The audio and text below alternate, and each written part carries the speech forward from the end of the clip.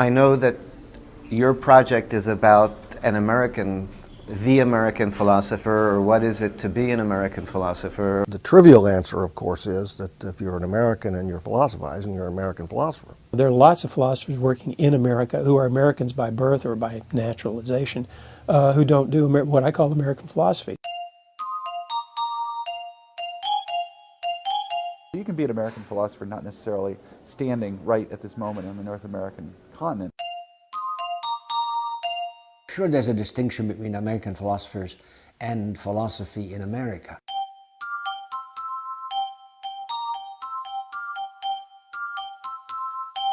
There's a way in which an American philosopher pays attention to the tradition in a certain way. Philosophy in America is anything that comes to these shores done by anyone who lives here and maybe holds a job in a philosophy department, although I don't think that's necessary. But those are not American philosophy in the normal expectation of the term. Takes up certain commitments as interests or points of view to use, and also raises questions about things like place and so on. I mean, I think that these are things that mark a particular way of doing things, but there's no exclusive list. I think there are no necessary and sufficient conditions for being an American philosopher. I think geography makes a lot of difference to philosophy, even though we tend to overlook it or tend to leave that kind of thinking to the anthropologists and sociologists. Philosophy in America, typically in the second half of the 20th century anyway, has been analytic philosophy, and it's been the kind of the dominant form. And then American philosophers are presumably those who have a deeper connection to a long-standing American tradition, and who therefore are, in a sense, more essentially American than are other philosophers. My dissertation project was a case study in the sociology of ideas. How do the social and institutional contexts in which intellectuals are situated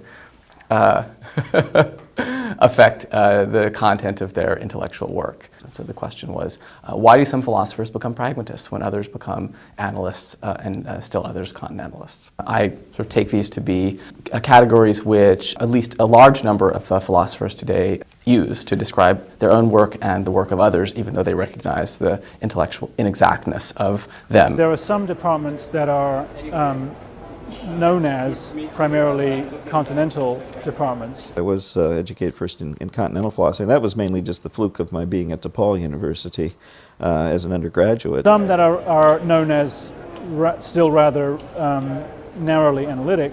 Am I an analytic philosopher? That's a good question. Yes, I am by training, without question.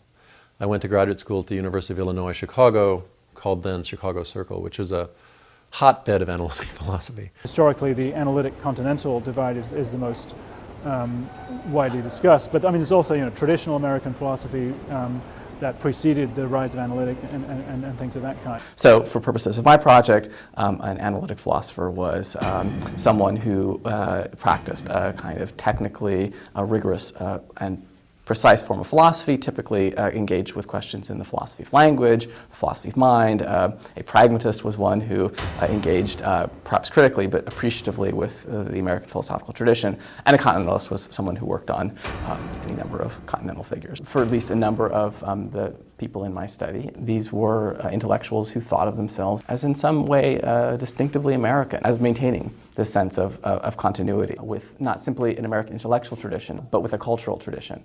It is a way, I think, of marking that philosophy is a cultural activity. It's not something that takes place in a vacuum. It's something that people do. These are not detached ideas. I think philosophy always comes from somewhere. I think this is less a geographical way of thinking and more a cultural way of thinking. It's a project of individuals and communities who have a particular life. There is an intimate connection between philosophy and geography, or less abstractly, thought and place. And a particular location. Thinking is essentially contextual. And a particular time. It's essentially bound to time and place. And a particular place in the land and in the world. Place becomes a conscious and problematic topic for me, as well as for a number of other thinkers, academics, philosophers. We tend to be more nomadic than perhaps people in many other professions. One thing I've found disturbing in my life is that I've had to move every 4 or 5 years throughout my adult life. So the notion of settling into a new place, leaving places with which we've become quite attached is part of our lived experience. I'm packing up books to take with me to teach in Southern Illinois. I'm going down there to teach. SIU has one of the best American programs in the country in the Dewey Center. I'm looking forward to the adventure of teaching the new program. It's a long ways from family. And so I myself really crave a connection to a place. I don't think there ever has been a timeless, placeless, value-free, voice from nowhere kind of philosophy.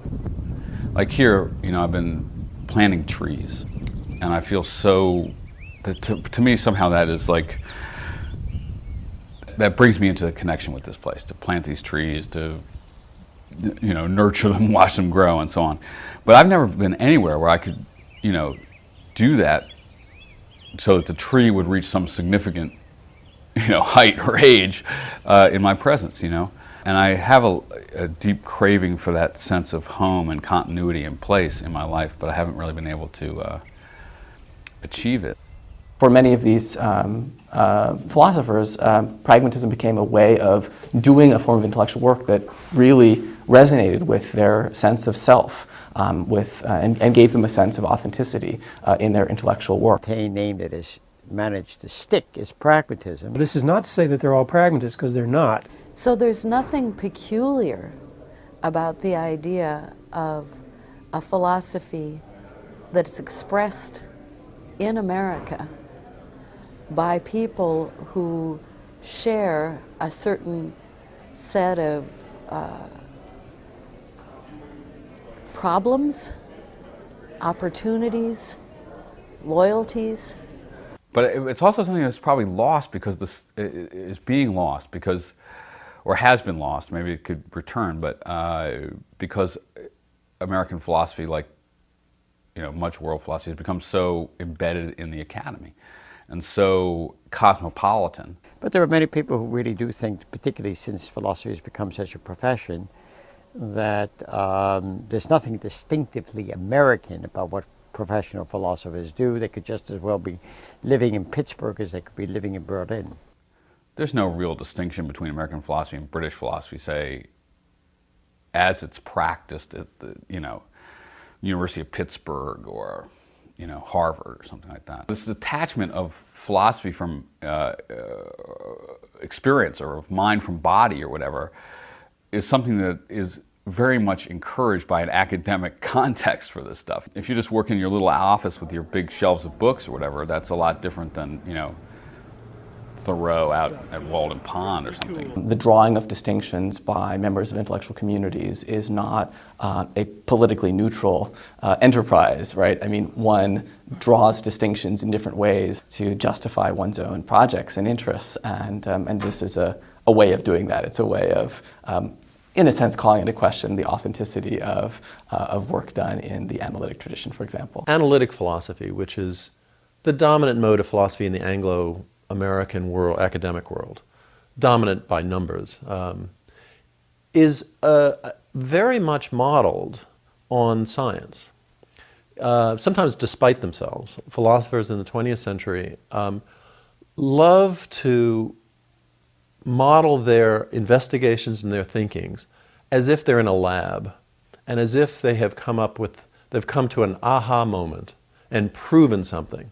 And everyone has to stand back and applaud and be wowed. And yes, we've new knowledge now. Many philosophers, I think, like to see what they're doing as somehow free of space and time. Analytic philosophy tends to downplay the situatedness of knowledge pursuits, including philosophical pursuits. That is, where it occurs in history, who the person is that pursues it, much like the sciences do, for good reason. That is, this quest for objectivity and depersonalization this fear of relativism, then it's just my opinion, and the only reason I'm saying this is because I'm located in this particular country or time. I don't find the notion of an American philosophical tradition very useful.